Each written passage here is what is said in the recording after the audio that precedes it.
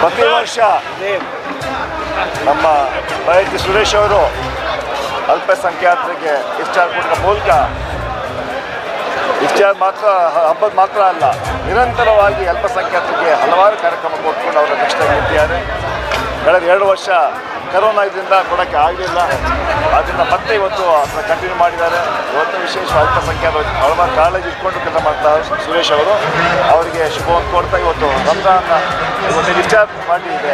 ಎಲ್ಲ ಮುಸಲ್ಮಾನ ಬಾಂಧವರಿಗೆ ಧನ್ಯವಾದಗಳನ್ನು ಅಭಿನಂದನೆ ಸಲ್ಲಿಸ್ತಾ ಸುರೇಶ್ ಅವರಿಗೆ ಇನ್ನೂ ಹೆಚ್ಚು ಶಕ್ತಿ ಅಲ್ಪಸಂಖ್ಯಾತ ಕೊಡಲಿ ಅಂತ ನಾನು ಭಾವಿಸ್ತೀನಿ.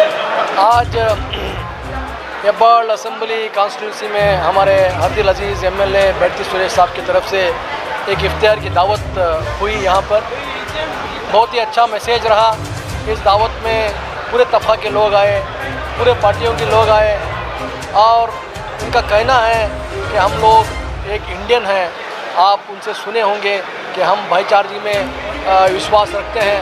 पहले से भी वो साथ में मिलकर काम कर रहे थे। आज एक खुशी का मौका है, इफ्तार का बहुत अच्छा एक प्रोग्राम ऑर्गेनाइज़ किया गया। पूरे हेब्बाल कॉन्स्टिट्यूंसी के पूरे 8 वार्डों से भी लोग, मुसलमान भी आए, गैर मुसलमान भी आए और यहाँ पर हमारे एक 2-3 स्वामी जी भी आए थे और चर्च के पादरी भी आए थे और इफ्तार का मौके में दुआ भी हुई। साथ में नसीर अहमद साहब, दिनेश गुंडराव साहब और दीगर हमारे लीडरान सब आए थे और एक अच्छा मैसेज उन्होंने दिया। आप आज के माहौल में आप देख रहे हैं क्या हो रहा है। कहीं चिकपेट का MLA हमारे लोगों के साथ नमाज़ पढ़ रहा है और हेब्बाल में हमारे लोगों के साथ मिलकर उठकर बैठ रहा है। वैसे यही कहना है कि हम लोग सब एक हैं। घर में हमारा धर्म अलग है, लेकिन जब बाहर आते हैं हम भाईचारगी का एक मैसेज देते हैं, मिसाल कायम करते हैं। इस तरह मैं समझता हूँ 224 कॉन्स्टिट्यूंसी में पूरे MLA लोग अपनी ज़ात वगैरह छोड़ के, चाहे वो ईद का मौका हो, चाहे दिवाली का मौका हो, चाहे कोई गणेश का त्यौहार हो, साथ में मिलकर करें, जो पहले से करते आए थे उसी तरह करते आए, यही पैगाम हमने दिया है, यही आज हुआ है। फिरका परस्त ताकतें हर दिन ये कोशिश कर रहे हैं कैसे हिंदू और मुसलमान को लड़ाया जाए। अभी हमारे हिंदू भाइयों का त्यौहार भी गुजरा है, तो आपकी कॉन्स्टिट्यूंसी के अंदर कैसे हालात थे, कैसे लोगों का रिस्पॉन्स रहा हो? देखिए, हमारी कॉन्स्टिट्यूंसी में अमन है, हमारे कॉन्स्टिट्यूंसी में कोई इस तरह का भेदभाव नहीं है। उनका अभी देखो यहाँ पर जैसी नगर में दसरा होता है, मैसूर दसरा के बाद बहुत बड़ा दसरा होता है, उसमें पूरे लोग शामिल होते हैं, हम भी शामिल होते हैं। रात भर उनका तेर निकलता है, हम पूरा रात उनके साथ रहते हैं। वो हमारे साथ ईद में आते हैं, गणेशा के त्यौहार में हम साथ में रहते हैं। हाँ, कहीं ना कहीं थोड़े हिंदू परस्त लोग थोड़ा अपने धर्म के बारे में कुछ कह रहे हैं, लेकिन मैं समझता हूँ वो थोड़े दिन चलेगा। मैं समझता हूँ ये जो जात पात लाने वाले चंद फ्रिंजी लोग हैं, लेकिन पूरे लोग उसमें शामिल नहीं हैं।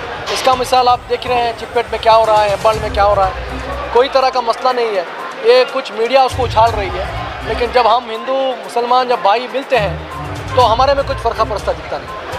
ಪ್ರಯುಕ್ತವಾಗಿ ನಾನು ಮತ್ತು ಎಲ್ಲ ನಮ್ಮ ಕಾಂಗ್ರೆಸ್ನ ಸ್ನೇಹಿತರು ಹೆಬ್ಬಾಳದ ನಮ್ಮ ಬಂಧುಗಳಿಗೆ ಇಫ್ತಿಯಾರ್ ಒಂದು ಕೂಟವನ್ನು ಏರ್ಪಡಿಸಿದ್ವಿ.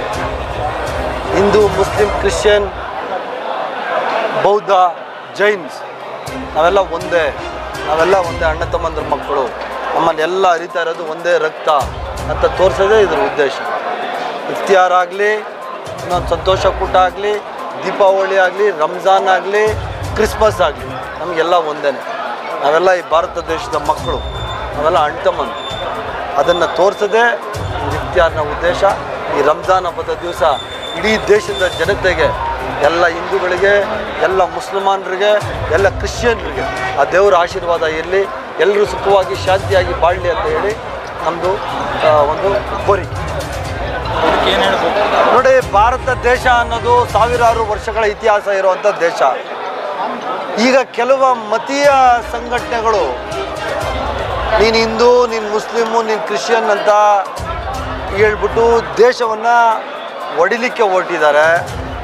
ನಮ್ಮಲ್ಲಿರೋ ಒಂಥರ ಒಂದು ಸಹೋದರತ್ವ ಭಾವೈಕ್ಯತೆ ಏನಿದೆ ಅದನ್ನು ಒಡೆದು ಓಟಿನ ರಾಜಕಾರಣ ಮಾಡ್ತಾರೆ. ಬಿಕಾಸ್ ಆಫ್ ದಿ ವೋಟ್ಸ್ ಅಷ್ಟೇ. ರಾಜಕಾರಣ ಮಾಡೋಕ್ಕೋಸ್ಕರ ದೇಶವನ್ನು ಹೊಡಿತಾ ಇರೋಂಥ ಮತೀಯ ಸಂಘಟನೆಗಳು ಯಾರೇ ಆಗಿರ್ಬೋದು, ಹಿಂದೂ ಸಂಘಟನೆ ಆಗಿರ್ಬೋದು, ಮುಸಲ್ಮಾನರ ಸಂಘಟನೆ ಆಗಿರ್ಬೋದು, ಕ್ರಿಶ್ಚಿಯನ್ರ ಸಂಘಟನೆ ಆಗಿರ್ಬೋದು, ಅವರೆಲ್ಲರೂ ನಾಶ ಆಗಬೇಕು. ಅವರೆಲ್ಲರೂ ನಾಶ ಆಗಬೇಕು.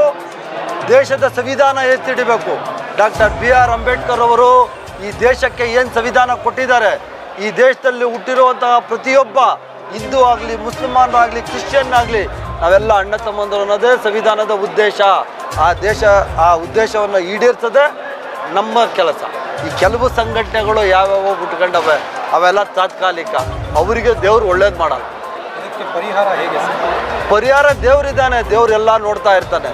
ದೇವರು ಈ ಯಾರು ಈ ಜಾತಿ ಜನಾಂಗಗಳ ಮಧ್ಯದಲ್ಲಿ ಯಾರು ತಂದಿಟ್ಟು ರಾಜಕಾರಣ ಮಾಡಿ ಜನಗಳ ಸಾವಿಗೆ ಕಾರಣ ಆಗ್ತಾ ಇದ್ದಾರೆ, ಜನಗಳ ನೋವಿಗೆ ಕಾರಣ ಆಗ್ತಾ ಇದ್ದಾರೆ, ಅವರಿಗೆಲ್ಲ ದೇವ್ರ ಶಾಪ ಇದ್ದೇ ಇರ್ತದೆ. ಅವ್ರಿಗೆಲ್ಲ ದೇವ್ರು ಒಳ್ಳೇದು ಮಾಡಲ್ಲ, ದೇವರು ತೋರಿಸ್ತಾನೆ, ಕೆಟ್ಟದ್ದು ಅವ್ರಿಗೆ ಹಾಗೆ ಆಗ್ತದೆ ಅಂತ ನಾನು ಹೇಳಲಿಕ್ಕೆ